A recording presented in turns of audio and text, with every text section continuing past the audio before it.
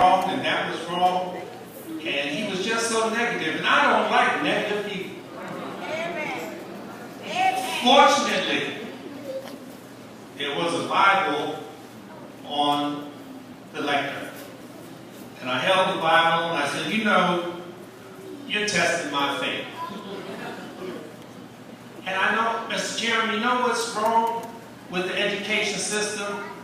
Maybe the men need to get more involved with their kids. And I said, if you as a group just went to the nearest school and worked with our children, because most of them don't have a male figure in their life anyway.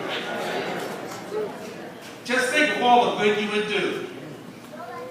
And somebody said, well, we don't have a mentoring program. And I said, I'm not talking about a mentoring program. I'm talking about a presence. Just be here. And when you're there, everything will be all right. Just the other week, I had to go to a funeral. Young girl. I know you heard about it. She got shot in her bed. She was the prom queen. What was missing in her life was there were no real men in her life. None.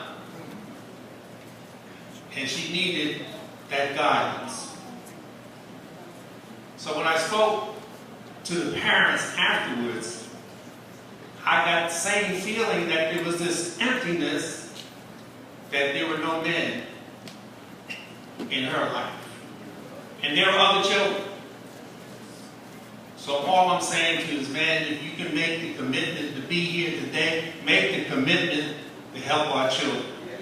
Because if you do, everything will be all right.